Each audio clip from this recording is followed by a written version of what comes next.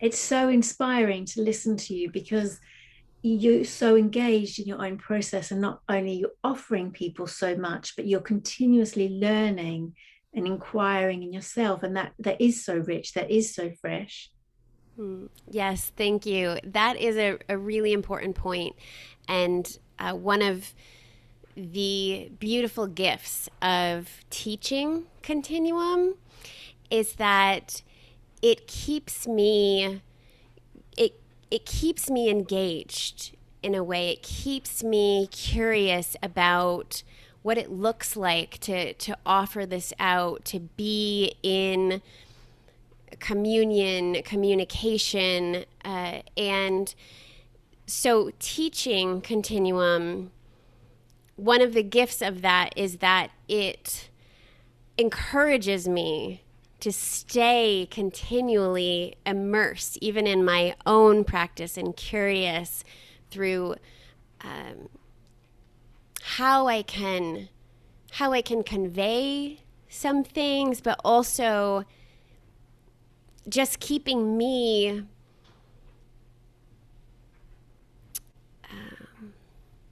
it fresh for me, keeping me kind of alive in the inquiry, not just for me, but and for me, but for whoever I will be in contact with in any way.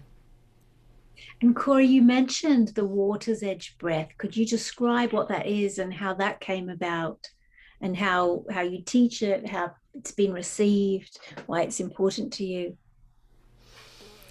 Yes. So the water's edge breath is a breath that has spontaneously come to me in different points in dives and in my life. And one of the pieces I think I mentioned before is it's something that started happening for me after some extended, a little silent time in silent dive, and when Val had leaned over and said, "Whatever you're doing, keep doing it." Um, excuse me.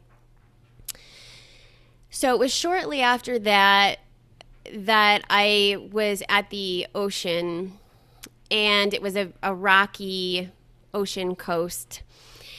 And I noticed that I was starting to feel my intention was just being in communion with the space and the place. And I started to feel the coming in of this breath again. And I noticed that what I was feeling on the inside and outside, my experience of this breath was just what I was noticing at that shore. So what I was noticing was how the water would come in and up through the rocks and penetrate the rocks and then go out and back and in and out. And so this percolation in that the rocks, so if the rocks were my body and the water was the breath, this is some of what I was feeling, how the breath could actually penetrate the membranes, the earth body of my being. And so a lot of times I think when we think of breath, we think of it either coming in through, either the mouth or the nose and coming in, and there's an exchange and then it goes out.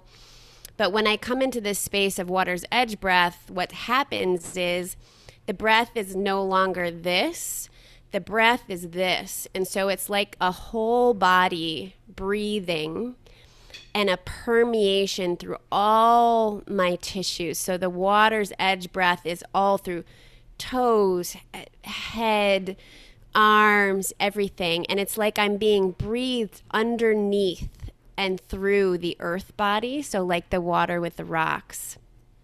And the breath itself is done, the mouth is closed. And it's a little bit like, it could sound a little bit like maybe like an ujjayi in yoga, or maybe like a little bit stronger lunar breath sound. And it might be a little bit hard to pick up with the mic, but I will try, just so maybe you can feel into and hear some of it. But what I do is I first just open myself to this experience of water's edge. So what happens at the water's edge? And then I let myself be breathed. And at first I initiate, but then what happens is the sound and the breath just takes over. So I'll do a few and we'll see where that goes. So, and I will, well, you can let me know if you can hear or not. I'll let you know when I'm doing it.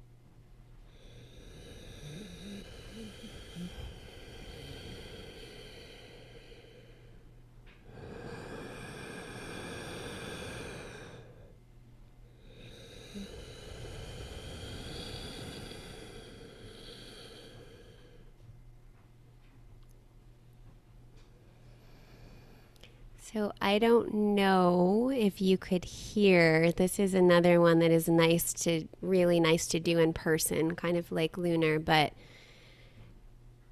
at first, there is an initiation.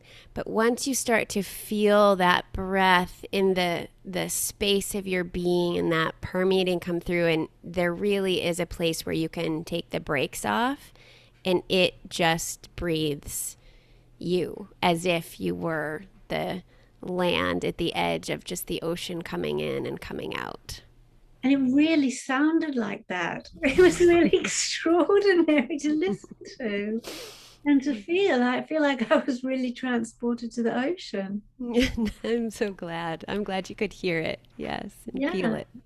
And it Yes, that's what it's like for me. Um, so it's like being transported to the ocean. I feel that same spaciousness and that same both kind of aliveness and lightness of being, but it's also this beautiful piece of surrender is what I feel. And just, yeah, letting my body be breathed and not having to work so hard to do it in certain ways because, working hard to breathe was a big part of my life experience for a long time. yeah. Different now, but yeah. Mm. And when you say taking the brakes off, is that what you mean? Do you mean putting less effort in and allowing the body to move, or what do you mean? Yes. So, what I mean is